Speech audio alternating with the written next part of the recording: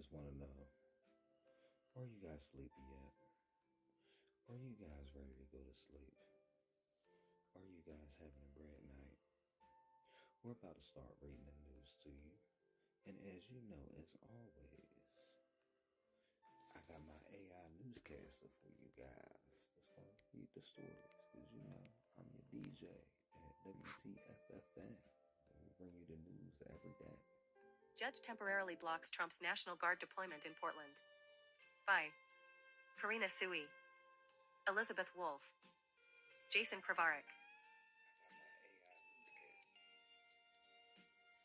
Okay, you gotta keep continuing though, bro. A federal judge in Oregon has granted a temporary restraining order blocking the Trump administration from deploying the National Guard into Portland after the president announced he would send in troops to protect what he calls a war-ravaged city. The ruling by the Trump-nominated judge marks the latest setback to White House efforts to crack down on Democratic-led cities it claims are stricken by crime and disorder, often in part by citing the need to protect ICE facilities from riotous protesters. District Judge Karen Immergut found that Oregon and the city of Portland are likely to succeed on their claim that the president exceeded his constitutional authority and violated the 10th Amendment, Immergut's opinion reads. Recent incidents cited by the Trump administration of protesters clashing with federal officers are inexcusable, but they are nowhere near the type of incidents that cannot be handled by regular law enforcement forces, the judge said. The Trump administration made a range of arguments that, if accepted, risk blurring the line between civil and military federal power, to the detriment of this nation, the judge wrote. The temporary restraining order expires in 14 days on October 18, at which point the state plans to request an extension, according to Oregon Attorney General Dan Rayfield. The administration had called for the federalization of 200 members of Oregon's National Guard, who officials had previously said were still training as of Friday evening and not in Portland. The order places the National Guard back under the command of Governor Tina Kotek, Rayfield said. Oregon officials expect the Trump administration to appeal as the case makes its way through the judicial system, with a hearing set for October 29. State and city officials on Saturday night applauded the judge's decision, saying it reaffirms there was no rebellion in the city or significant disruption in the weeks leading up to the administration's directive. Today's ruling is a healthy check on the president's power, and as the president, you must have actual facts based on reality, not social media or just your gut feeling, if you want to mobilize the military, Rayfield said at a news conference. Oregon's governor called the judge's decision a step in the right direction. We would hope that President Trump respects the court decision and the rule of law, Kotek said. We would hope he reverses course. CNN has reached out to the White House for comment. Related article. Arrest of conservative influencer Nick Sorter outside Portland ICE building now under federal investigation. The Trump administration has been pointing to renewed... talking about this, so we're going to find out what's going on with this Nick fella, because I'm not even sure who Nick is, but I know Nick might be sick. Arrest of conservative influencer Nick Sorter outside Portland ICE building now under federal investigation. By Andy Rose. Updated October 3, 2025. Conservative influencer Nick Sorter is a conservative influencer who this week posted videos of clashes outside the Immigration and Customs Enforcement facility in Portland, Oregon, has been released without bond after he was arrested late Thursday night during what police characterized as a fight. Nick Sorter, 27, of Washington, D.C., was arrested on suspicion of second-degree disorderly conduct, a misdemeanor, along with 2 people from Oregon, the Portland Police Bureau said early Friday in a news release. Now, the Justice Department is investigating Sorter's arrest near the South Portland facility that has become the latest flashpoint in a city with a long history of loud protests and is now a key target of the Trump administration's broader crime crackdown in large Democratic-led cities. A Portland Police Bureau rapid response team arrested Sorter and the 2 Oregonians after an earlier incident in which federal law enforcement briefly detained 2 others during a scuffle, it said, adding the police team had continued to monitor the situation and responded after seeing additional fights break out. In Sorter's view, local police made a big freaking mistake, he wrote of the arrest Friday morning on his X account. You proved what we've all been saying for years, you're corrupt and controlled by violent Antifa thugs who terrorize the streets. Sorter was called by Attorney General Pam Bondi on Friday morning and told the Justice Department will investigate what Sorter called his wrongful arrest, according to a post on his X account. The Justice Department confirmed the investigation to CNN, saying it will be supervised by Assistant Attorney General for Civil Rights Harmeet Dillon, whose official X account reposted Sorter's message and advised Portland, buckle up. Dillon posted a signed letter addressed to Portland City Attorney and Police Chief Friday on X, saying her office is concerned Sorter's arrest is potential viewpoint discrimination, and requested investigative materials be shared by October 10. The city of Portland told CNN they received the letter while in court arguing against the potential National Guard deployment and are still reviewing the inquiry, but said the mayor has full faith in the police department. The Portland Police Bureau denied politics had anything to do with Sorter's case. Among those arrested was an individual known to have a significant social media presence, as well as others representing a range of political viewpoints, the agency said in a statement midday Friday. As with all such situations, arrests are based on observed behavior and probable cause, not political affiliation or public profile. The Trump administration cited Sorter's arrest Friday in a new threat to federal funding for the city. I just spoke with the president about this, and he has directed his team here at the White House to begin reviewing aid that can potentially be cut in Portland, Press Secretary Caroline Leavitt said. We will not fund states that allow anarchy. More federal resources will be sent immediately following Sorter's arrest, DHS Assistant Secretary for Public Affairs Tricia McLaughlin confirmed in a post on X. Homeland Security Secretary Kristi Noem appeared to reference the incident with Sorter while speaking with right-wing podcaster Benny Johnson, saying, "What we saw happen to that journalist last night will not happen again." While police did not detail the altercation that led to Sorter's arrest, his case immediately created a stir against Portland police and conservative social media. They will arrest an independent journalist but not violent Antifa members who assault cops and journalists, posted the account founded by influencer Chaya Reichik. Maybe we just need to shut down Portland for good, Republican Governor Greg Abbott of Texas wrote on X. The ICE building in Portland has been the site of protests against the Trump administration's immigration policies for months. John Redoff/AP. Not all potential criminal violations at the protest site will result in immediate arrests, the Portland Police Bureau said, adding, that does not mean that people are not being charged with crimes later. Sorter was detained just hours before a federal judge is scheduled to hear arguments on whether to block President Donald Trump's National Guard call-out in Portland, citing the need to protect ICE facilities from protesters. Sorter and son Mimi E. of Portland were released without bond overnight, while Angela Davis of Vernonia, Oregon, was still in custody early Friday morning, jail records show. It was not clear if any of those arrested had attorneys, and no court date was immediately set. Related article. Judge to decide whether to temporarily block Trump's National Guard deployment in Oregon. Sorter, who has not responded to CNN's request for comment, earlier this week tweeted speculation he might be detained. If I defend myself, I will be the one who gets arrested. Not the assailant, Sorter posted to X late Wednesday night, calling Portland a third world hellhole. His early online posts focused on environmental crises.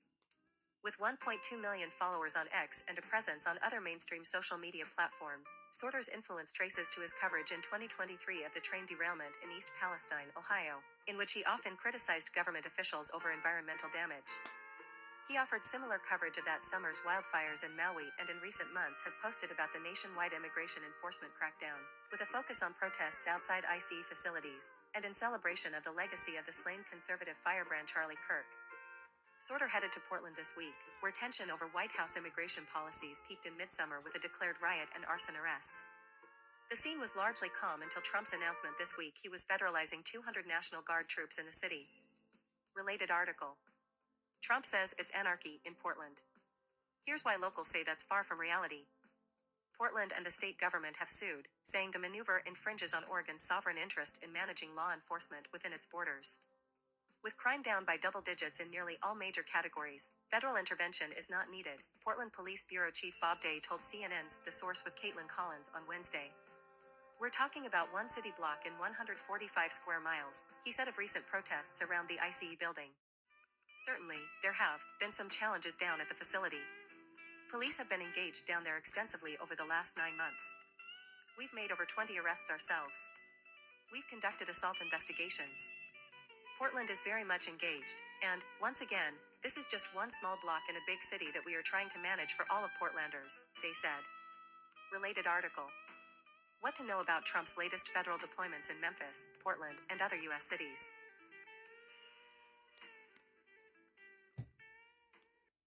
What to know about Trump's latest federal deployments in Memphis, Portland, and other U.S. cities. By Hannah Park, Andy Rose, Chris Boyette. Updated October 2nd, 2025. A member of the National Guard walks. The Trump administration is escalating efforts to deploy federal law enforcement officers in several Democratic-led cities, as part of what it calls a crackdown to address crime and restore order. President Donald Trump has described these deployments as a potential training ground for the military, with Washington, D.C., Los Angeles, Chicago, and Portland among the targeted cities.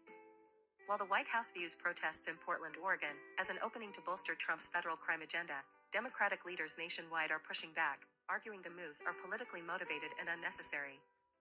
While the federal government remains shut down after a deadlocked Congress failed to reach a deal on funding, most of the federal law enforcement agents and members of the National Guard will be working without pay, though they would receive back pay after the shutdown ends. Here's a closer look at the latest developments. Memphis. Federal and state officials have expanded law enforcement efforts in Tennessee's second-largest city through the Memphis Safe Task Force, which now includes at least 219 federally deputized officers. U.S. Attorney General Pam Bondi and Defense Secretary Pete Hegseth visited the city on Wednesday. "You are unleashed," White House Deputy Chief of Staff Stephen Miller told officers Wednesday. He later put the effort in stark terms. "We are going to bulldoze the criminal elements in this city, and therefore liberate the law-abiding citizens," Miller said.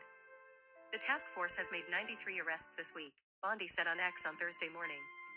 But the National Guard hasn't been stood up officially, and isn't expected to be up and running for another couple of weeks or so, Memphis Police Chief C.J. Davis said during a community meeting Thursday. "Even when they do arrive, the National Guard deployment in Memphis will look very different compared to a city like Washington, D.C., she said. Memphis is not D.C. D.C. is 68 square miles.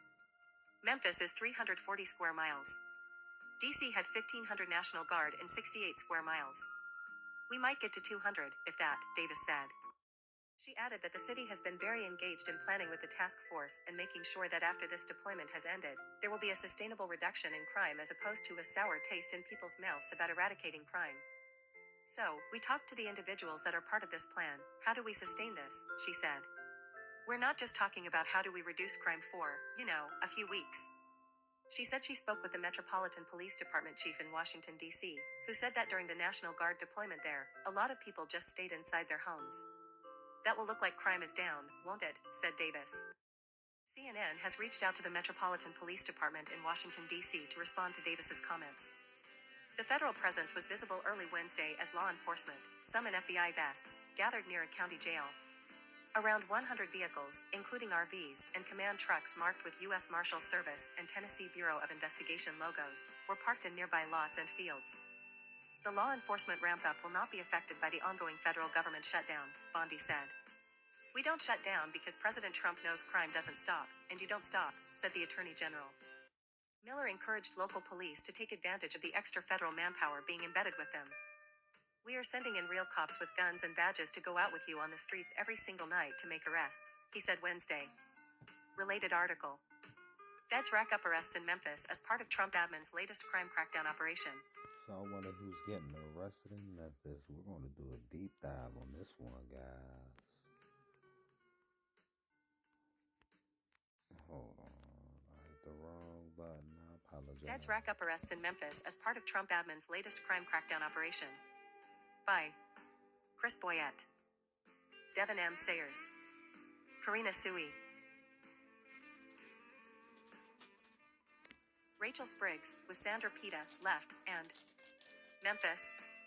Federal authorities are racking up arrests in Tennessee's second most populous city as President Donald Trump surges federal officers and National Guard troops to crack down on crime across major Democratic-run cities. The president suggested this week the cities could be used as a training ground for the nation's military. The list already includes Washington, D.C., Los Angeles, Chicago, and Portland, where local leaders are pushing back on a White House effort to federalize 200 members of Oregon's National Guard. In Memphis, 219 officers were special deputized and our Joint Operations Center is up and running, U.S. Attorney General Pam Bondi announced Tuesday. By the next morning, the Memphis Safe Task Force (HA-D) made 53 arrests and seized 20 illegal firearms, said Bondi, who visited the city Wednesday with Defense Secretary Pete Hegseth. Speaking in Tennessee, Hegseth said it's the federal government's job to help liberate law enforcement in Memphis, so that they are freed up to go out and provide safety and freedom to the citizens.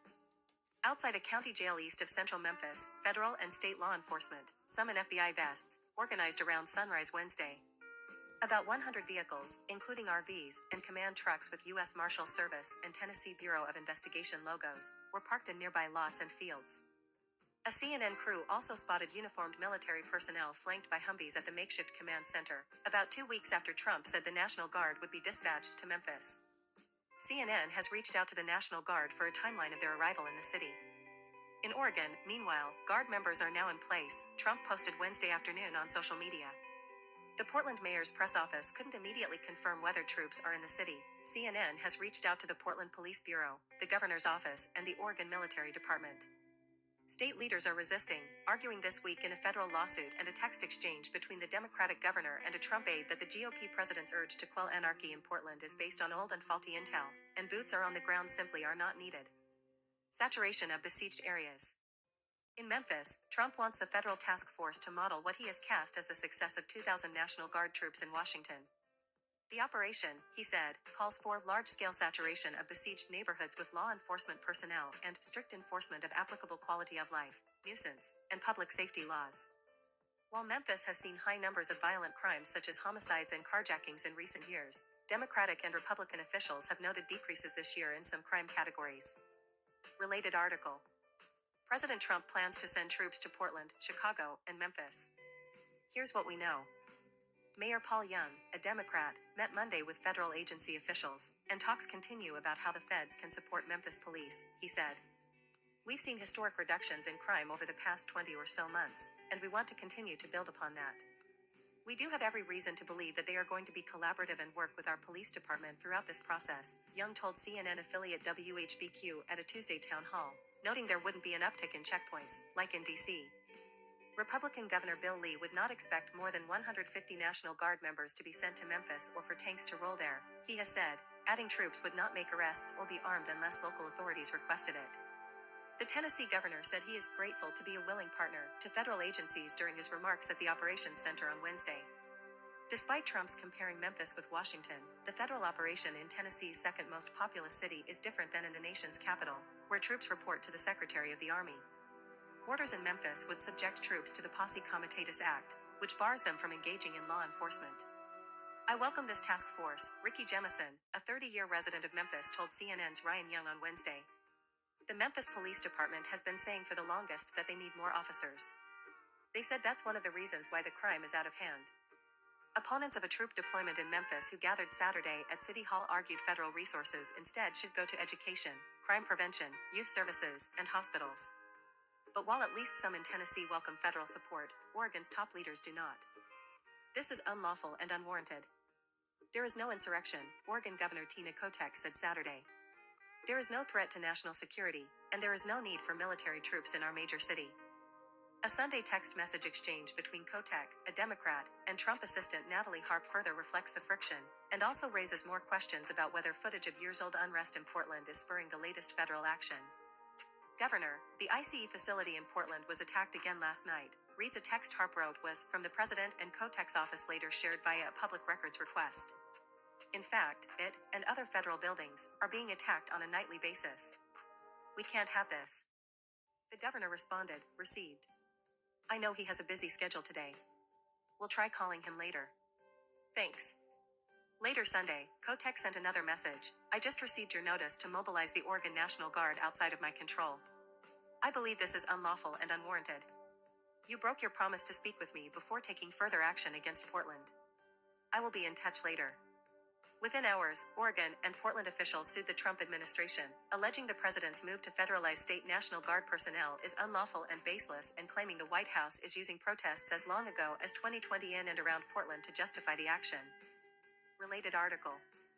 Trump says it's anarchy in Portland. Here's why locals say that's far from reality. Trump says it's anarchy in Portland. Here's why locals say that's far from reality. By Andy Rose. Most people in Portland, Oregon, don't mind if you think they're weird. In fact, it's practically a trademark. We do have a lot of weirdos here, Sarah Ciano, who has lived in the city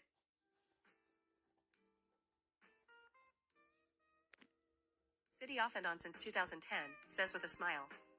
But to hear President Donald Trump tell it, Portland is the latest city taken over by terrorists and in desperate need of federal salvation, making its weirdness something else entirely.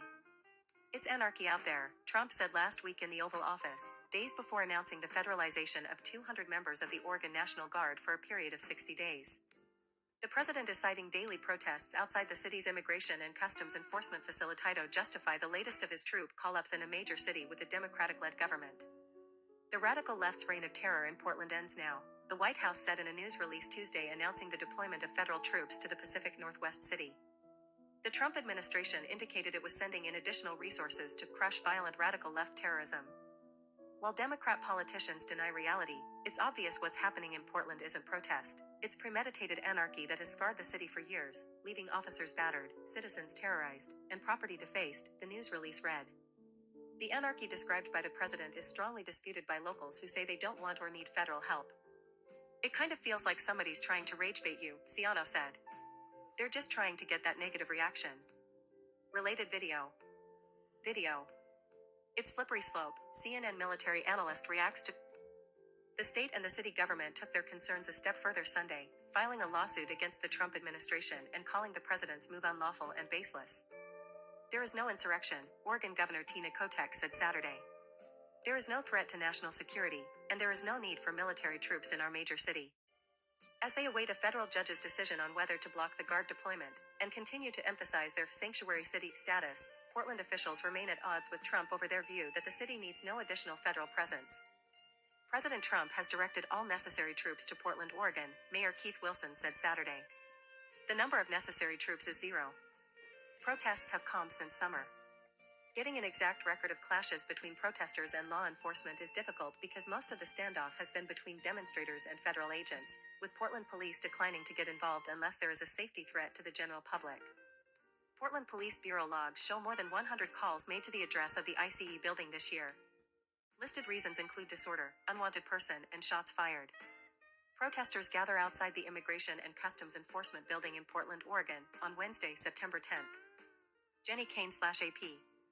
The tension reached its peak during 1 week in June, when a half-dozen protesters were arrested for allegedly starting fires around the building and more were accused of interfering with law enforcement. On June 14th, a protest organized in connection with the National No Kings movement turned violent as some demonstrators arrived at the ICE facility. Police declared a riot outside the building, the only time this year, and made 3 arrests. Portland police continued to monitor the area for the following week, resulting in 4 minor arrests, including one for DUI. Later that month, the building was closed for several days after federal law enforcement forcibly removed protesters who refused to leave federal property. Related article. Portland city leaders and residents are pushing back against ICE. Now Trump is sending in troops. And we have way more going on CNN. And we're going to see what's going on CNN. Or matter of fact, we're going to actually hit the Google Trends. Because when you're trending on Google, that's the peak. That's the peak of everything that you can do in life is trend on Google. So who's trending first? We're about to find out. Ex-QB Mark Sanchez arrested, faces 3 possible charges. Former NFL quarterback and current Fox Sports broadcaster Mark Sanchez was arrested by the Indianapolis Metropolitan Police Department on Saturday and is facing 3 misdemeanor charges in relation to an incident where he was stabbed and taken to a hospital. The IMPD said Sanchez was arrested at the hospital on suspicion of battery with injury, unlawful entry of a motor vehicle, and public intoxication. No further individuals are being sought by detectives. The Marion County Prosecutor's Office will make the final charging decision, the IMPD said. Sanchez is still hospitalized and has not yet been booked into a detention center. Earlier Saturday, Fox Sports said in a statement that Sanchez is recovering and in stable condition. We are deeply grateful to the medical team for their exceptional care and support. Our thoughts and prayers are with Mark, and we ask that everyone please respect his and his family's privacy during this time, Fox Sports said in its earlier statement. The IMPD earlier said that it was investigating an incident between 2 men that took place at approximately 12:30 a.m. Saturday. The IMPD did not identify the men in its earlier statement but said one man received lacerations while the other man received injuries consistent with stab wounds. Detectives had reviewed video footage of the confrontation, which police said occurred in the popular downtown nightlife wholesale district next to the Indiana State House.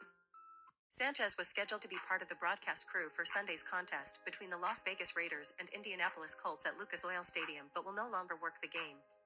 Sanchez, 38, played 8 seasons in the NFL after being selected 5th by the New York Jets in the 2009 draft out of USC. He helped the Jets to back-to-back AFC Championship game appearances in his first 2 seasons.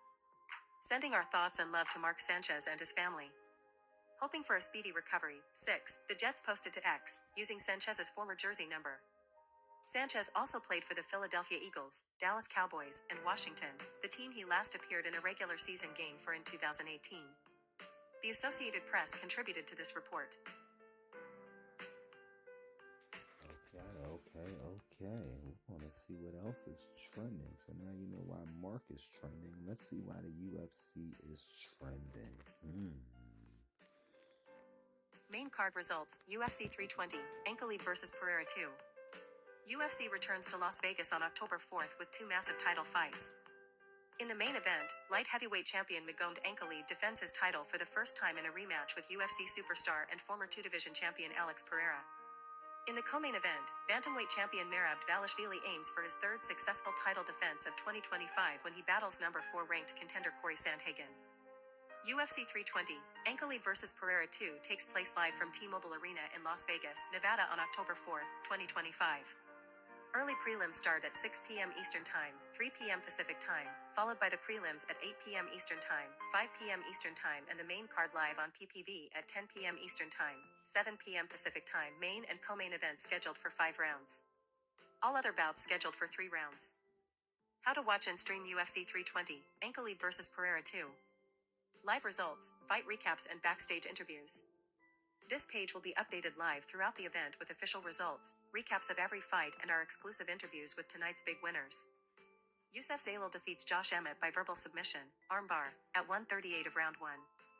Youssef Zalal steamrolled Josh Emmett, registering his 5th straight win with a first-round submission finish. Almost immediately at the start of the fight, Zalal changed levels and twisted Emmett to the canvas, quickly working around to the back and starting to put the veteran to a series of dilemmas. After looking for a triangle, the Moroccan Devil switched off to an armbar, getting the verbal tap from Emmett.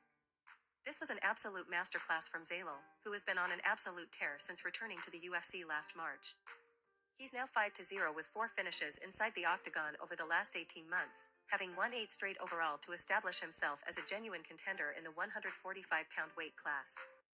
Prelim results, scorecards, order PPV. Joe Pyfer defeats Abuz Magomedov by submission, rear naked choke, at 1:46 of round 2.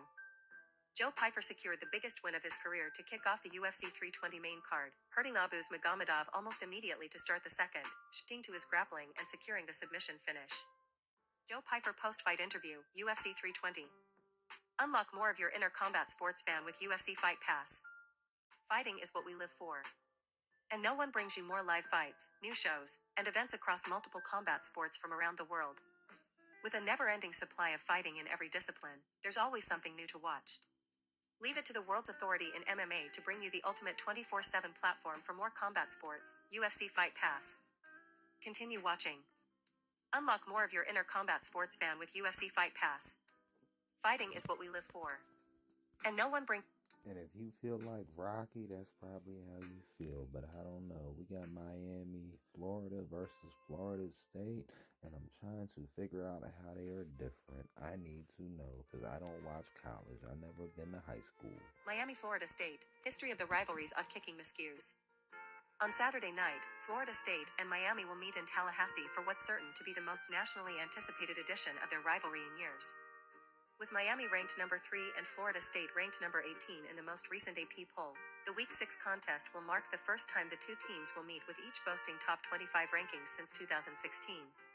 Coincidentally, 2016 was the last time an unlikely trend that has helped define the rivalry over the past 4 decades reared its head: failed field goal attempts. Since 1990, 7 ranked showdowns between the Seminoles and Hurricanes have been decided in large part by unsuccessful field goal attempts. There have been missed kicks 4 to the right, and 1 to the left, to be exact, blocked kicks and fumbled holds over the years. And while the famous wide right trend exclusively benefited Miami, Florida State has now been on the winning side of a pair of critical botched kicks itself. Regardless of team, one thing is certain heading into Saturday: if either the Seminoles or Hurricanes need to convert a clutch field goal late on, you should probably make sure you're watching. History tells us it could get interesting. 1991, Miami 17, Florida State 16. The chronology of kicking failures in Miami, Florida State began on November 16, 1991, when the legend of wide right was born. When the two teams met at Doak Campbell Stadium that Saturday, the stakes couldn't have been higher. The Seminoles were the number 1 team in the country, while the Hurricanes were number 2, and a tightly contested affair lived up to the proximity of the two teams' rankings. Eventually, the game came down to a 34-yard field goal attempt by Florida State's Jerry Thomas, already 3 for 3 on field goal attempts on the day, who was sent out to give Florida State a 19-17 win as time expired. Thomas's kick, however, sailed just to the right of the uprights, earning the game the nickname Wide Right Eye. Why the Roman numeral? Well, the two teams met again soon enough. 1992, Miami 19, Florida State 16. And in 1992, Wide Right 2 occurred. What? You guys are starting to make me feel old. We're going to stop reminiscing on a good old past. We got Texas versus Florida, too. It seems like everybody coming at Florida. Even Florida is one crazy Lagway improves, Wilson shines in his debut, and Florida upsets number 9 Texas 29-21 in the Swamp. 153.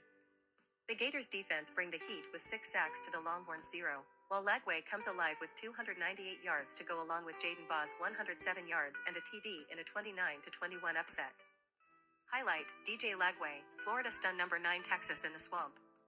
The Gators defense bring the heat with 6 sacks to the Longhorns 0, while Lagway comes alive with 298 yards to go along with Jaden Baugh's 107 yards and a TD in a 29-21 upset. Gainesville, Florida, DJ Lagway and Dallas Wilson might be the combination Florida coach Billy Napier needs to save his job. Lagway threw for a season-high 289 yards and 2 touchdowns, both to Wilson, a true freshman making his college debut, and Florida upset number 9 Texas 29-21 on Saturday to end a 3-game skid. It's us against the world, Lagway said. That's our mentality.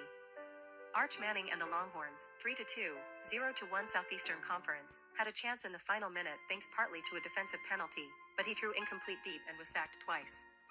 That set off a raucous celebration for Florida, 2-3, 1-1, which won for the first time since beating Long Island in the opener and eased some pressure on Napier. Lagway looked better than he had in 4 previous starts this season, and Wilson had a lot to do with it.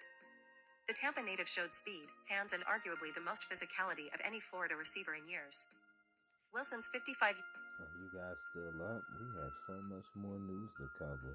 Now we got Minnesota versus Ohio State. What channel is Ohio State versus Minnesota on today? Time, TV schedule to watch Week 6 game. Ohio State football is rolling early in the 2025 college football season. The number 1 Buckeyes, 4-0, 1-0 Big Ten, are coming off an impressive 24-6 win on the road against a then undefeated Washington to open conference play. OSU has allowed just 22 points through 4 games, including limiting Texas and the Huskies to 7 and 6 points, respectively. The defense will look to rise to the occasion again against Minnesota, 3-1, 1-0, when the teams square off at Ohio Stadium in Columbus. The Golden Gophers are coming off a 31-28 win over Rutgers last week. Their lone loss was a 27-14 loss to Cal on September 13th. Stream Ohio State football versus Minnesota live on Fubo, free trial. Here's how to watch, including time, TV schedule, live streaming info and game odds. What TV channel is... Well, we know this is going to be different for every area, so you're going to have to check in your local district, because I don't know. I don't know about high school football or college or whatever this happens to be. Number 10 Alabama avenges loss from a season ago with 30-14 win over number 16 Vanderbilt. Vanderbilt was not able to beat Alabama in back-to-back seasons. Photo by Butch Dill/Getty Images. Butch Dill via Getty Images.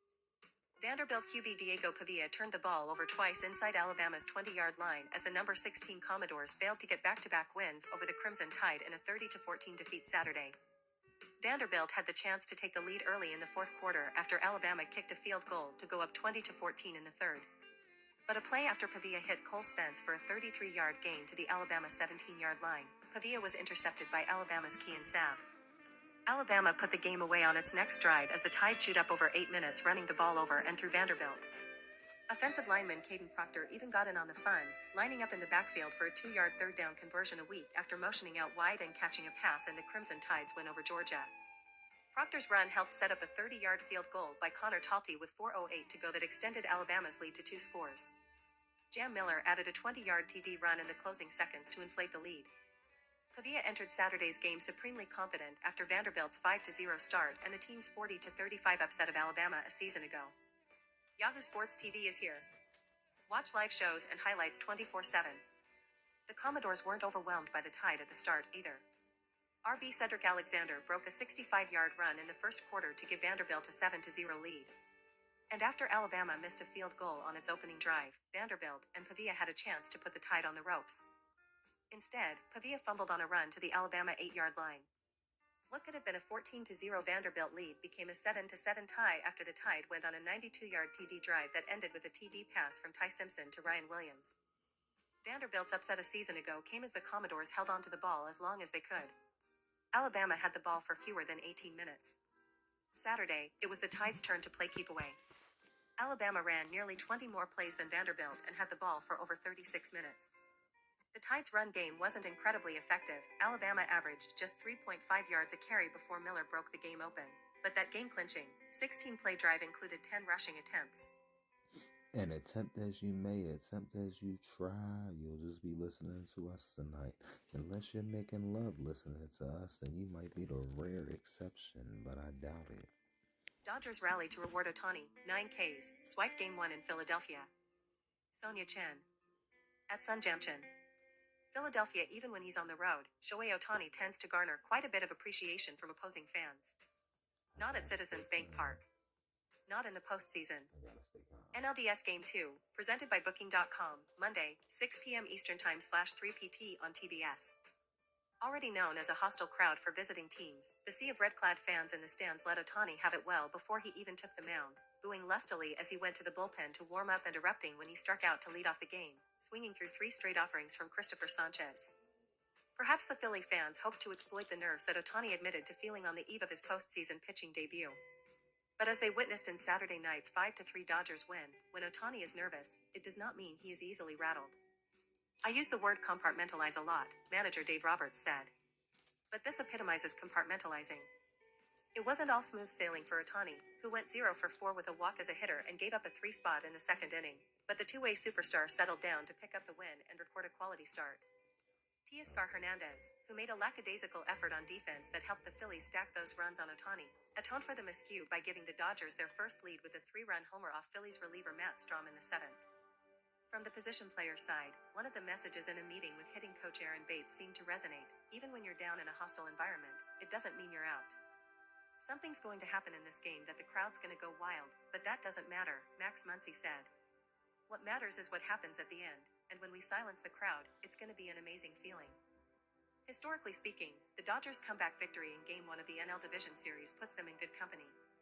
In postseason history, teams to win Game 1 in any best-of-5 series have gone on to win the series 113 of 156 times, 72.4%. In division series with the current 2-2-1 format, teams to win Game 1 on the road have advanced 34 of 46 times, 73.9%. Across 6 innings, Ohtani allowed 3 hits, walked 1 batter, and hit another. I'm just happy baseball is like French to me, because I could say a lot of languages, but French would be the language I don't understand. Please don't speak French around me. Excuse your French, because I don't speak French, but either way, guys, I'm a little bit irritated. That wasn't what we was looking at, though. It said the Tigers versus... So why was they talking about the Phillies? I'm mad, guys. I'm mad. I did not know the Phillies lost. Penn State, I don't know what's going on with Penn State. Number 7 Penn State searching for answers after loss to UCLA. Pasadena, California. A stunned James Franklin could do nothing but wait and watch as every one of his players shuffled off the field at the Rose Bowl. While UCLA students stormed the field and the Bruins celebrated their first win of the year, the Penn State coach slowly made his way through the tunnel to a smattering of boos from the Nittany Lions fans in attendance. A week after going toe-to-toe with number 2 Oregon at home and dropping its first game of the season, number 7 Penn State compounded its error in shocking fashion. Led by interim coach Tim Skipper, interim defensive coordinator Kevin Coyle and interim offensive coordinator Jerry Neuheisel, UCLA won 42-37, handing the preseason number 2 team the biggest upset of this college football season and one of the worst losses of the Franklin era. "We made mistakes today that we normally don't make," Franklin said. A ton of missed assignments, turnovers at critical times, penalties at critical times, things that we really don't do and have not done for a very long time. Since 1936, only 4 teams ranked in the AP Top 10 have lost to a team with a record of 0-4 or worse. The last time it happened was in 1985, when UTEP beat number 7 BYU. "Obviously, we did not handle last week's loss well," Franklin said. We also lost some players in that game during the week, and then everything else, travel, everything else. We did not come out with the right energy to start the game. That's my responsibility, and I didn't get it done. Despite being favored by more than 20 points, the Nittany Lions came out flat and allowed UCLA's offense to dictate the tempo. The Bruins held possession of the ball for nearly 40 of the game's 60 minutes. They also successfully executed an onside kick in the first quarter and forced a fumble to start the second half. Nobody in the world expected us to win, UCLA cornerback Key Lawrence said. Let's be honest here, like, everybody doubted us. Coming into the game, UCLA ranked as the 134th offense in scoring.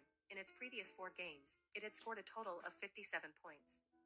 Saturday's sudden offensive explosion was powered by a whopping 269 rushing yards, 128 of them by quarterback Nico Iamaleava, who gave Penn State's defense fits all game. Well, I'm sorry, but we don't need to know all about Penn State, okay? We got Yankees versus the Blue Jays. What's going on with the Yankees and the Blue Jays? We don't know, but we need Vlad to. Jr.'s playoff breakout fuels Jays' offensive explosion in Game 1 rout. Play. Vlad Guerrero Jr. crushes solo shot to put Blue Jays on top, 0-38. Vlad Guerrero Jr. smacks a solo home run to give the Blue Jays a 1-0 lead. 0-38. Toronto Vladimir Guerrero Jr.'s playoff career before Saturday was not befitting a $500 million franchise cornerstone. The Toronto Blue Jays first baseman managed just 3 hits in 25 plate appearances and didn't hit a ball over the fence across 6 games. More important, the 6 games, split into 2 game slices over 3 postseasons, were all Blue Jays losses. That all flipped in a 10-1 win over the Yankees, the franchise he has long openly despised, in Game 1 of the American League Division Series on Saturday. Starring in front of a raucous Rogers Center crowd hungry for playoff baseball, Guerrero delivered an all-around clinic in the Blue Jays' first playoff win since Game 4 of the 2016 AL Championship Series with a diving catch and 3 hits to fuel an offensive explosion. He's the face of our franchise and a big reason why we go, a big part of why we're here, Blue Jays starter Kevin Gausman said. So it's been nice to see him have the night that he had. At the plate, Guerrero swatted his first career postseason home run and finished 3 for 4 with 2 RBIs and a run scored to fuel an offense that pounded 14 hits, including 3 home runs and 3 doubles. Defensively, his diving catch of Ryan McMahon's lineout at first base while a bat shard whizzed by him initiated an inning-ending double play in the second. Blue Jays catcher Alejandro Kirk complimented Guerrero's effort with his first 2 career postseason home runs. Right fielder Nathan Lukes contributed 2 hits, including a 2-run double, with 3 RBIs and a diving catch down the right field line. Shortstop Andres Jimenez went 2 for 4 as the Blue Jays chased Luis Gil after 2 2/3 innings and forced the Yankees to use 6 pitchers. I think having him get the scoring going, the double play at first with McMahon, it's nice, Blue Jays manager John Schneider said of Guerrero. It gives you a little bit of a jolt because it's Vlad and what he means to this team. Guerrero did not waste time in providing that energy, swatting a 90 miles per hour changeup from Gil in the first inning to give the Blue Jays a lead they wouldn't relinquish. He added singles in the second and 8th innings and a sacrifice fly in the Blue Jays' game-busting 4-run 7th, igniting the sellout crowd on a gorgeous day in Ontario with the building's roof open. That it happened against the Yankees was fitting. Guerrero's dislike of the Yankees, he has said, dates back to 2 incidents over 2 decades ago, the Yankees pulling a contract offer for his father, a Hall of Fame outfielder, in 2003 and Yankee Stadium security telling his father to take him off the field when he was a boy. For me, I bring the same energy every game regardless who I'm playing, especially now in the playoffs, Guerrero said. That's all I've got on my mind is to go out there and play hard. Whatever his motivation, the 5-time All-Star has enjoyed facing the Yankees during his 7-year career. Entering Saturday's matchup the first ever between the 2 clubs in the postseason, Guerrero was batting .302 with 22 home runs and in 0.918 OPS in 102 career games opposite the Yankees. He improved those gaudy numbers Saturday, adding another highlight reel to a year that began with him committing to Toronto with a 14-year, $500 million contract extension in April and that he hopes ends with the franchise's first championship since 1993 later this month. For me, Take me out to the ball game, take me out to the stands, buy me some peanuts and Cracker Jacks, and I don't care if they ever come back. It's because I said, F you and your whole team, we'll beat you in TCU your versus own Colorado state. highlights, late scores by Horned Frogs knock off Buffaloes. Coach Deion Sanders and his Colorado football team returned to TCU Saturday night with the same flashy, all-white uniforms they wore on September 2, 2023, the day they shocked the nation by beating TCU in Sanders' first game as the team's coach. But this time, the Buffaloes faded again after another hot start. They lost 35-21, dropping to 2-4 and 0-3 in Big 12 conference play in Sanders' third season as coach. TCU quarterback Josh Hoover completed 23 of 33 passes for 275 yards and 4 touchdowns to lead TCU, which improved to 4-1 overall and 1-1 in Big 12 play. "What a win," Hoover told Fox after the game.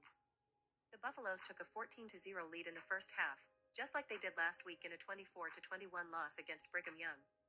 But then they fizzled again, this time allowing 21 unanswered points to the Horned Frogs before tying the game at 21-21 in the fourth quarter. Colorado then muffed a punt return to give TCU a short field, setting up the go-ahead 18-yard touchdown pass from Hoover with 5:44 left. TCU's final touchdown came with 19 seconds left, a 21-yard pass from Hoover to receiver Eric McAllister. Colorado quarterback Kaidon Salter completed 18 of 29 passes for 217 yards and 2 touchdowns with 3 interceptions. It won't get easier for the Buffs after this. They return home to face number 12 Iowa State next Saturday. With 2 o'clock left, TCU leads 28-21. TCU is threatening to put the game out of reach and has a first down on the Colorado 25-yard line with 2 o'clock left. Quarterback Josh Hoover ran 11 yards for a first down on the previous play. If Colorado loses, it will be the second consecutive week they took a 14-0 lead in the first half but lost. TCU is up again after a wild series of events. Game officials made a strange call against TCU midway through the fourth quarter, flagging the Horned Frogs for pass interference and erasing a 43-yard gain on fourth down. The replay didn't show much contact made against Colorado by TCU's Eric McAllister, but he was penalized anyway to take away a big play from TCU tight end DJ Rogers. It worked out for the Horned Frogs. They got the ball right back after Colorado muffed the ensuing punt. Then they scored on an 18-yard touchdown pass from quarterback Josh Hoover, helping TCU take a 28-21 lead with 5:44 left. And we're tied again after Colorado touchdown. Colorado answered TCU's touchdown with a touchdown of its own, this time on a 31-yard touchdown pass from quarterback Kaidon Salter to receiver Amarian Miller. Salter underthrew the ball in the end zone, but Miller adjusted and reeled it in, helping Colorado tie the game at 21-21 with 11:42 left.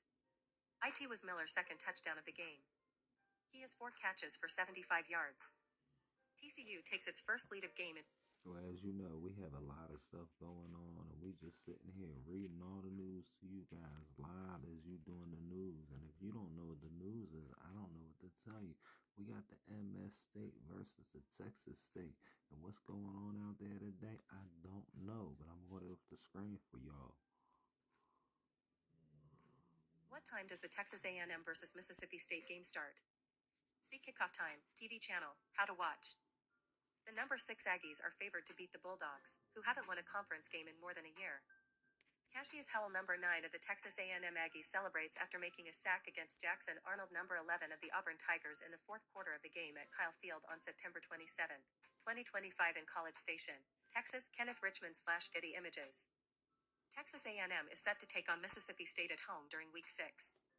The number 6 Aggies are favored to beat the Bulldogs, who haven't won a conference game in more than a year.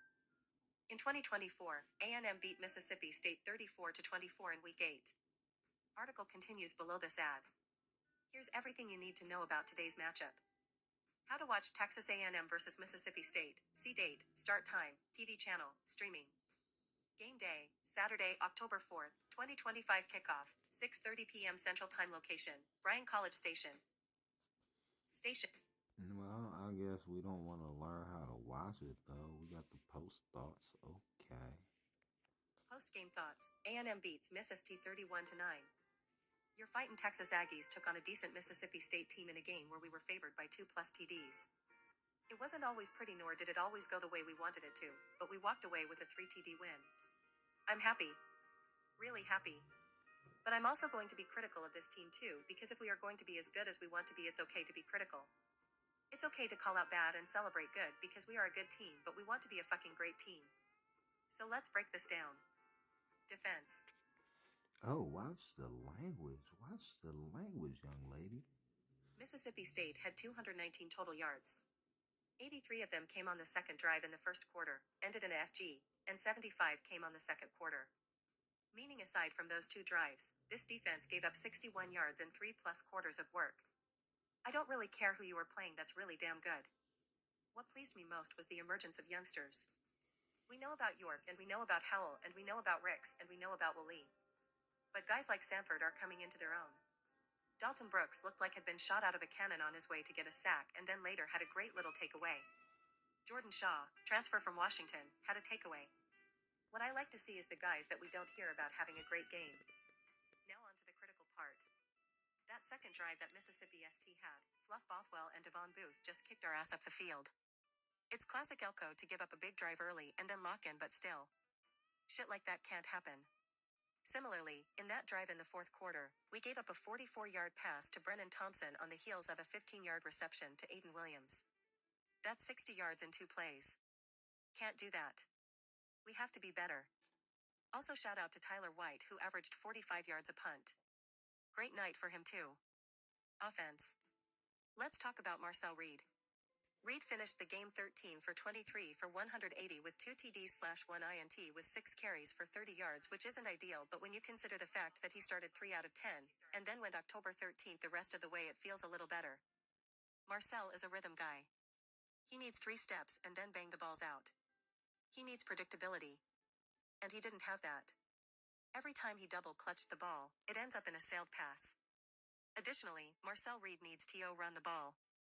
This offense works best when Marcel is making good decisions, and so many of that include Marcel not handing the ball off to his RBs and going to option 2. That 4th down stop they had was a TE zone red type shit. The defense crashed and Marcel didn't see it. He has to be better. But on the flip side, ooh-hoo-wee, that juke he had. This team is better with Marcel making good decisions. Part of him making good decisions means him and Klein need to get on the same page. We racked up 479 yards of offense, including 272 on the ground, but it was tale of 2 halves. 179 in the first half and then a whopping 300 in the second. Maybe it's just getting on the same page, but it seemed like the second half was less of a focus on Marcel dropping back, and rather giving him those rhythm throws built on the run. Happy for Ruben Owens, who finished with 21 carries for 142. And super happy for Mario Craver, who got revenge on his old team by going 6 catches for 80 with 35 on the ground. Last thing, procedural penalties. I don't know what the fuck is going on there, but we've got to figure that out. Too many procedural penalties with false starts. At some point it's not about individual player performance, but something related to scheme.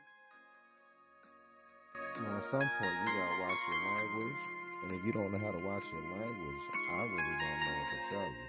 So, we just out here doing what we do, browsing through the news, trying to bring you guys the news as it's happening. I'm thinking about doing a little refresh, see what's going on now on the refresh. Maybe see what's trending in the past 4 hours. The Mariners, okay, we seen that. We seen that. We seen all this already, so I don't know how much we can be talking.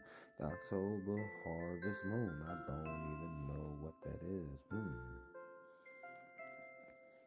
Rare October harvest moon to be first supermoon of 2025. Image source, Getty Images. Image caption. The 2024 harvest supermoon rises over Glastonbury Tor. By Sarah Keith Lucas. Lead weather presenter. Published October 4th, 2025. The first supermoon of 2025 will appear in our skies on Tuesday night, kicking off a series of lunar events. The full harvest moon rises in the UK at around 1820 Greenwich Mean Time on October 7th, and will mark the start of a run of 3 consecutive supermoons in the final 3 months of 2025. It will be the largest and brightest full moon of the year so far, and the first supermoon since November 2024. If you want to catch a glimpse, keep an eye on the forecast, though, as cloud may obscure the view in some places. What makes a full moon a supermoon? The moon's orbit around the Earth is not circular but elliptical, meaning that the distance between the two varies throughout the year. If the moon is full at its closest point to Earth, called the perigee, or within 90% of its closest point, it can be referred to as a supermoon. The term was first coined in 1979 by astrologer Richard Nall to describe full moons that appear noticeably larger and brighter as they coincide with the perigee. They can seem to be up to 14% bigger and 30% brighter than other full moons, external. Different parts of the astronomical community chose to define supermoons in slightly varying ways. An alternative definition is any full moon within 360,000 kilometers of the center of the Earth, and under this interpretation October's harvest moon would not qualify. What is a harvest moon? Full moons throughout the year are given names, often dating back centuries, that reflect what is happening in nature. October's full moon is known as the hunter's moon, but it is also this year's harvest moon. The harvest moon is the name given to the full moon that rises closest to the autumn equinox, traditionally a time for gathering crops. It also rises around sunset for several evenings in succession, creating That is pretty interesting. That is pretty interesting. We're about to open up the lines though, so forgive the screensaver at either the bottom of your screen or at the. Just don't worry about it, guys. You don't gotta worry about everything in life, do you? And you gotta worry about everything in life. I don't know what to tell you, bro. I really don't know what to tell you. Why would I put a QR code in there? Oh, I seen that.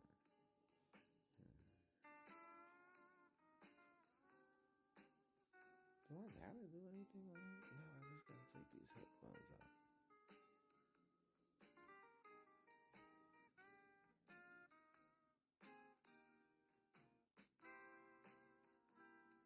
I don't feel like I have to do anything else. Oh, the text. The text.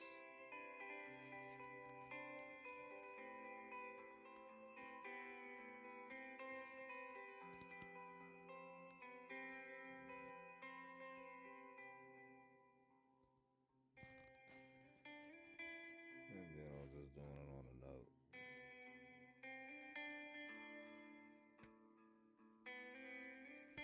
I don't even know why I'm holding my phone sideways.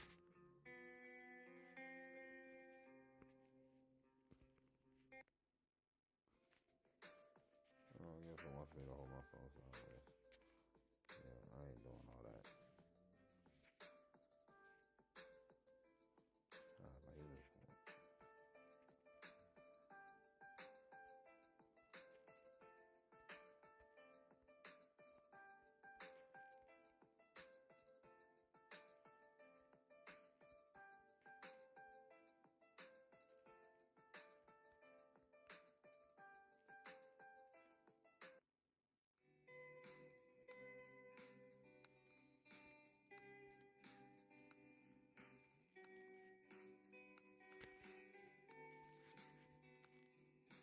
Trying to get the number for you guys. And once we got the number for you guys will know what's going on. Make sure I'll put this on for you guys too.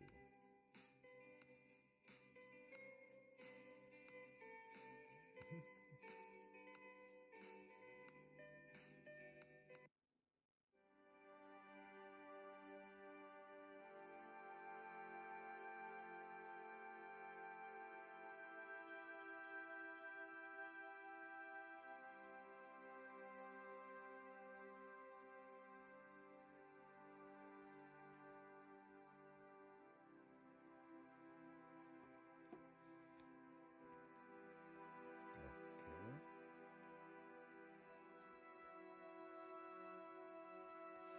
I probably should have been turned this microphone up. I apologize.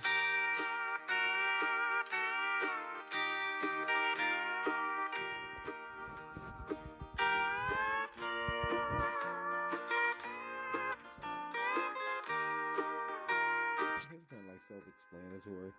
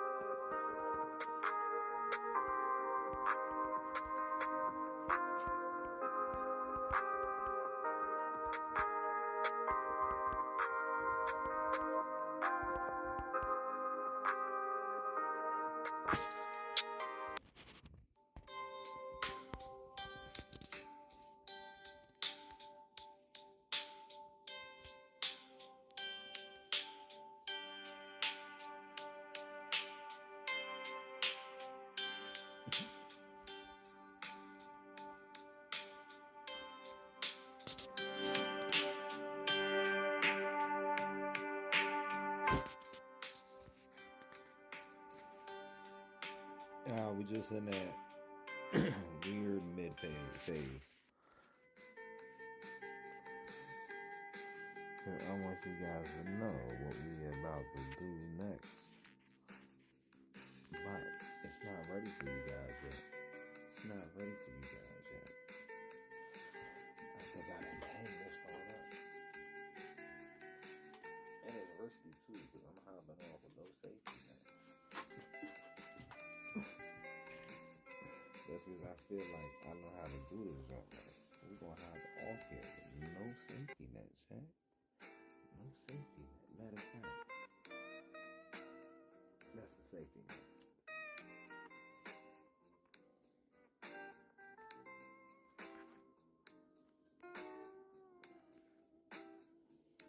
Oh, the end is a new tab. Man, that looks cool. That just looks so cool. Don't it, chat? I'm gonna turn this music down. I'm gonna turn this microphone up just right. Let me see.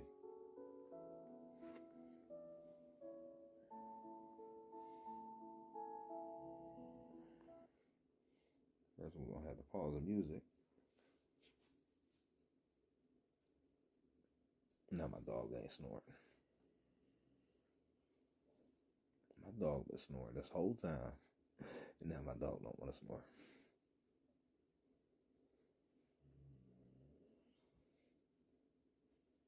So maybe a little bit lower than that.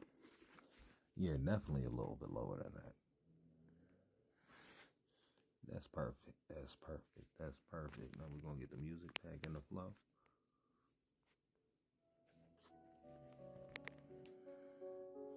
You guys know the music is necessary. That's about it. Got that closed out. Oh, I'm sorry. I never turned the screen back on for you guys. And you guys won't be able to see me in a little bit once I get this iPhone fully powered up. Sorry, guys. But I got a nice little scene right there with a full moon. Give you guys some time to migrate over. Because, like, we getting up off of this YouTube thing. We gonna be getting up off of this YouTube thing. Because YouTube can be too risky doing what we about to be doing. And as we doing it, you know we doing it. So, now we're gonna get these callers in. And the callers are gonna have to talk nice. Because if the callers don't want to talk nice, we're gonna turn the callers down. But call in now. Unless you're afraid. And if you're afraid of being afraid, then I'm afraid. I can't be afraid of you. But if you want to be afraid of me, then I'm just going to be me.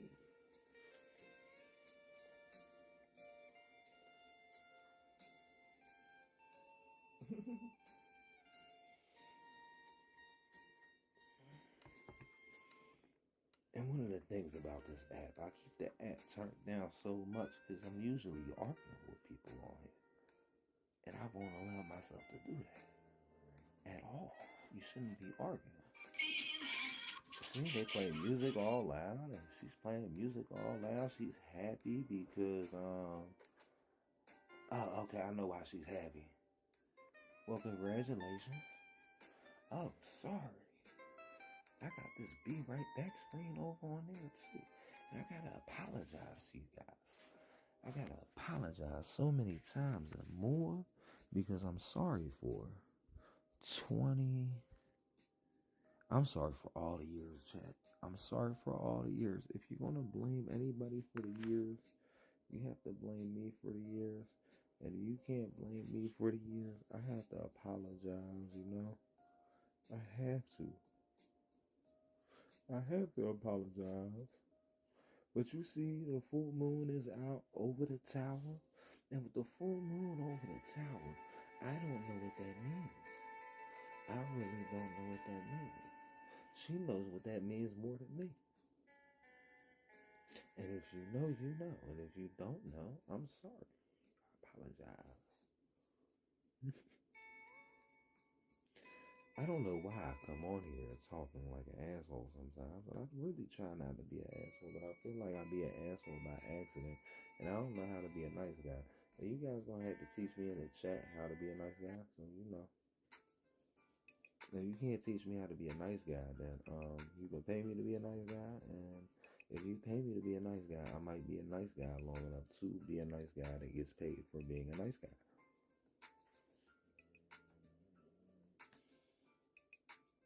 I just don't know if you guys hear my dog snoring. This was way different earlier because like I was talking real close to the phone, but I'm still trying to keep the sleep stream vibes going on. So you know, we got the little dancing bitch in the corner. Maybe I should have myself on the camera though while we doing this.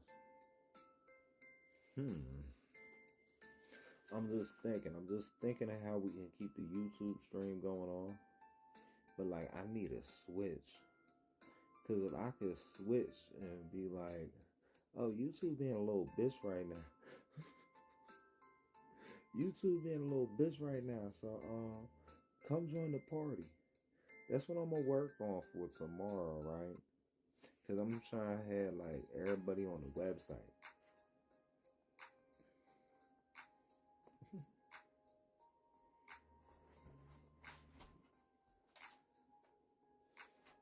And that being said, I might be going outside soon, guys. What's up, Nate? Hey, what's up, CNN? How's life? Welcome to the internet. This ain't CNN. This is WTFFM. Oh, well, we don't have that over here. Oh, okay. Well, you should. This is like one of the best news companies to get your news from, bro. The best news company is when they don't sugarcoat anything. Like the Mexican one, but they canceled it. You tell about two. What was that joint? Telemundo. Yeah, that's fake. Telemundo's fake news? That's fake. You know, be showing. That's all fake. Okay. Your phone blowing up, bro. Nah, some girl wants to come over, but I don't know. But you should come on this joint with the phone you actually use. Huh? I don't stream with the phone I use. I know you guys see me streaming with 4 phones. This one is just for calling and texting. That's it.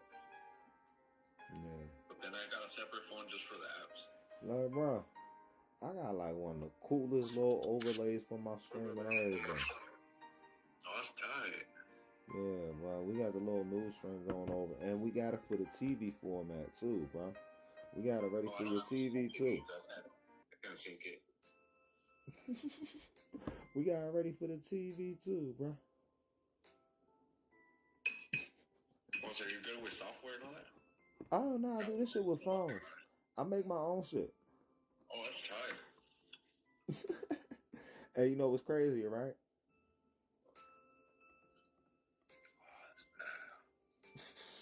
Everybody be like, you be playing PlayStation. I'm like, PlayStation 8, bro. Shit. I got a PlayStation 8. I never owned a console in my life. I've had consoles back in the day. The last console I had was a PS4. I haven't had a computer since 2012, and I don't feel the need to get one. No, actually 2011. I never did 2012. I didn't do 2011. I missed a lot of years, bro. Oh, you skipped them? I'll see you around. Have a blessed evening. Yeah, just remember, your phone's a computer as long as it's not an iPhone. If it's an iPhone, the best thing you can do is talk on here. No, I don't have an iPhone. And you can do the Sora thing. I have a Motorola. Yeah, I got one of those. I got 2 of those over here. We have a pile of phones. And it's doing a pile of phone things. What's up? Welcome to the internet. How's life? What's up? How's life? Big time meet me streamer? Big time meet me streamer? Who the fuck said I was a big time meet me streamer? Well, you pretending to be a song, right? I don't know what you got going on. Yeah, I used to be a podcast producer. Oh, you a podcast producer? That is so interesting, bro. That is so interesting. It's really not. It's quite a boring job, actually. Was your mom proud of you? Do what? Is your mom proud of you? Yeah, yours too. Oh, my mom's proud of you? She probably is, bro. She probably is. She's more proud of me than you, so that's crazy. Fucking Hey, absolute it ballpark. makes the most sense in the world, bro. It makes It the does. most sense It in the does. fucking world. You know, you could be somebody too. I hope you know. Nah, I'll never be nobody, bro. Dude, you can't see. You can't talk like that. I'll never be nobody, Very bro. good mother in the building. Let's fucking go. Why are you so loud, Very bro? good, mother. How you I got a bedtime stream going on all over the fucking internet right now. And you got the whole, you playing the horns and shit. I'm sorry. I'm sorry you're on a bedtime stream. My bad. No, you on the bedtime stream, bro. No, I I'm don't on a know what you bedtime talking stream. about. Yeah, you on the bedtime stream. On a Saturday night? Yeah, it's a bedtime stream, bro. Hey, you're going to bed? People gotta go to work and shit. I'm not going to bed, but they going to sleep. We're doing a news stream, but it's like That's it's a fine. sleepy news, bro. That's fine. That's crazy work being on Ask Questions and then you're going to bed. No, I'm not going to bed. They're going to sleep, bro. They're going to sleep. I just had it close out the screen for a second. Did I open it back up? Stream starting soon. Oh, my bad. Professional streamers too, bro. What the? Oh my God. What My the bad, fuck bro. is? There you is. I'm Cause I don't be having all y'all on the screen, bro. I gotta be ready to take y'all off screen. I wasn't ready for it yet. Take me off screen. No, I don't have y'all on screen at first, and I wasn't prepared to have you on screen. Oh. I wasn't even logged in to meet me yet. Bro, I like your layout though. I like your shit. Like that shit does look cool. I like that shit. Yeah, bro. I got like the craziest joint. Like you see. I don't know if you see, bro.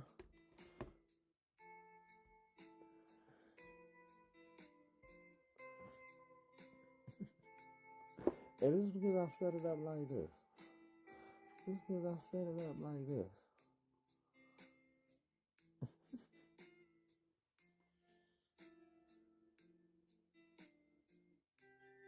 What's up? Welcome to the internet. Hello. How's life over there, sir? I guess it still ain't got the same buttons as it does for the other way. Okay. Well, welcome to the internet. You like in the midst of the craziest stream you'll ever be in, maybe. Yeah, bro. Oh, nah. I don't think you understand the seriousness of what's going on right here. But it's cool though, bro. Matter of fact, I should have myself on the camera. You're right, bro. I'm gonna have myself on the camera for this, but I need to be able to keep turning y'all down. So we're gonna figure out how we're gonna do this tonight, but it's irrelevant on how we do it.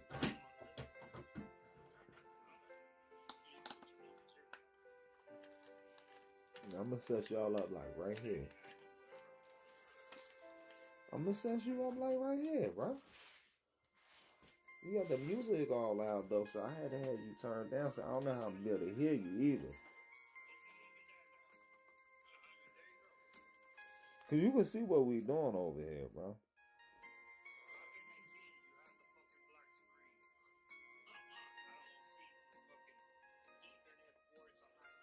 Oh no, I got this whole joint set up like this, bro. I don't think you know what's going on. But it's cool though, cause you reminded me I can set up the whole screen.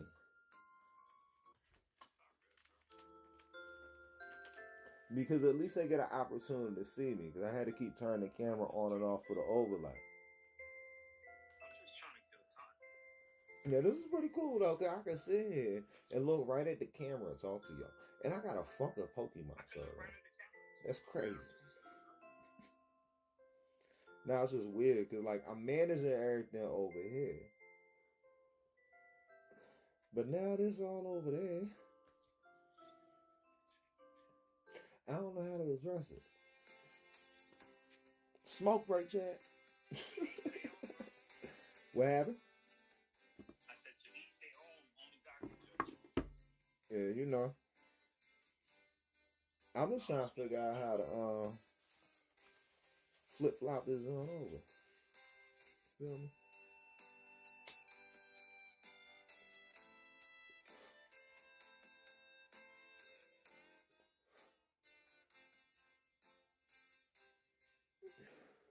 Oh, we got Lazarus back in the chat. Yeah, I know.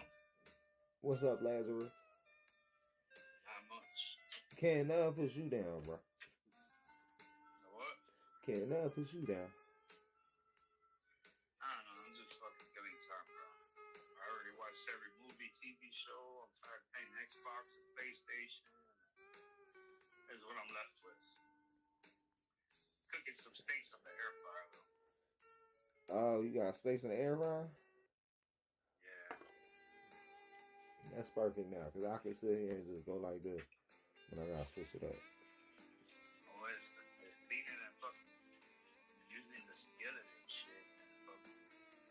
I don't got no maid. I don't got no wife. That shit's simple to clean on the Ninja. Yeah. The Ninja air fryer. Well, it's easier to do it on the stove, though. Like, if you do it in a pan. Nah. A pan's easier to clean than the air fryer. You gotta take that shit apart and clean it every fucking time. Nah, the air fryer, you gotta see my setup. I'm not touching. I got a new wave fryer, so then I can use the skillet on because ain't no cooking on my fucking stove. My stove, one of them smart stoves, but it's just there to complement the fucking refrigerator. Like I can control it with my mouth. I can control my microwave, everything. You gotta see what I'm talking about. But I'm not cooking on. I already want my mom tried cooking on that shit. I warned her, don't fucking mess up my glass cooktop. Like, use the new wave and the fucking skillet, and like I don't want to use it. I feel you, bro. I just, cause I live alone, bro. I don't got no fucking woman to be fucking cleaning up after me and shit. She ain't gonna clean up after you, though. You're gonna be lucky you find a woman that cleans up after herself. That's why I keep it clean. You gonna be lucky you find a bitch cleaning up after herself, bro. Like, man, that's why I don't know, bro. Man, you gotta see what I'm talking about. Are you rich yet? Wait, what? Are you rich yet? Bro, you gotta settle down. Like, the next woman you get with, you gotta settle down. I'm from Florida, dog. What do you mean settle down? I ain't settling down with these fucking... Okay, bro. I don't know. Like, if I was you, I would settle down. Like, bro, it's getting to a point. And then when I do settle down, I tell them, look, here's my fucking prenup. And then once they see the prenup,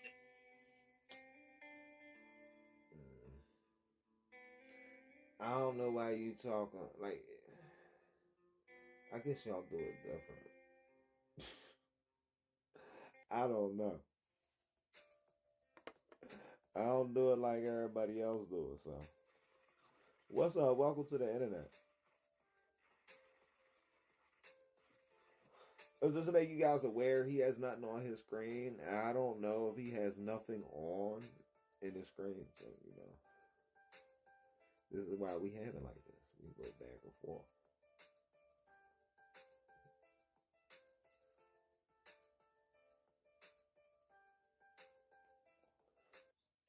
What's up? Welcome to the internet. Hello. Hello. Welcome to the internet.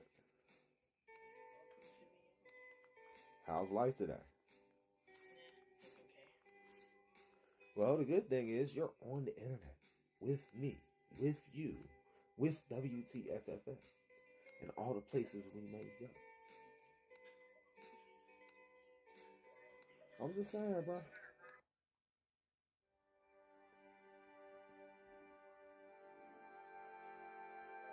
Oh, did I cut something off? Hold on, cut nothing off. No, I ain't cut nothing off. Okay. This screen dangerous right here. This one right here dangerous.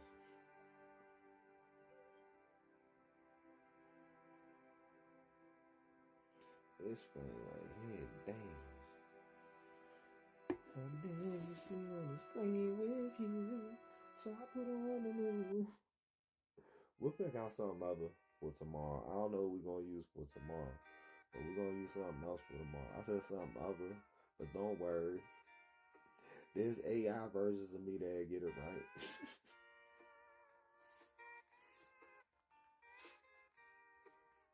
What's up? Welcome to the internet.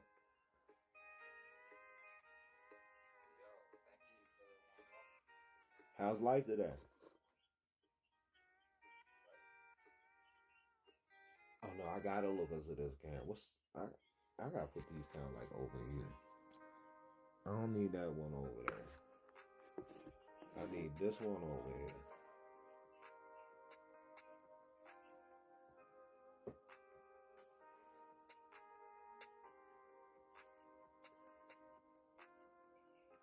It's hard to look down like that. I'm gonna have a better setup. Like the next day or two, like probably tomorrow, we gonna have a whole kill switch going around YouTube. Yeah, tomorrow we gonna have a whole kill switch around YouTube. It's gonna be, but we gonna have a different type of stream tomorrow. Matter of fact, we about to cut YouTube's off right now. So like YouTube, it was fun chilling with y'all today. Come in for the sleep streams every night. We gonna have this little live AI girl sitting here telling y'all the stream and telling y'all the news or whatever. I'm gonna go back over on this joint. So y'all gonna have to follow me over to my website. Other than that, fuck YouTube, I holla. And on that zone, by the time that going down ended.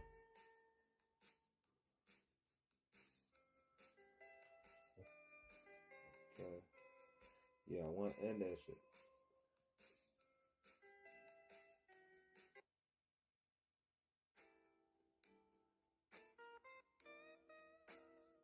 Trying to think.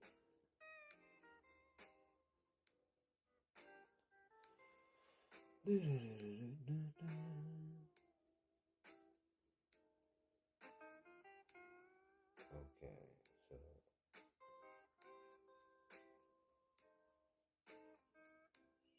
I thought there was a way to pause YouTube or something, man.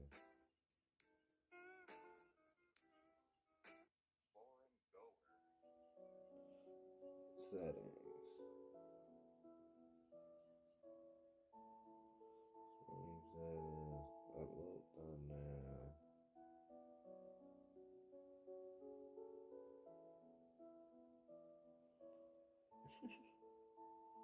Alright. So YouTube, I don't know if I'll be able to cut off the ending. But you know, this is like news and entertainment. Like I try to keep it funny. But for some reason I feel like YouTube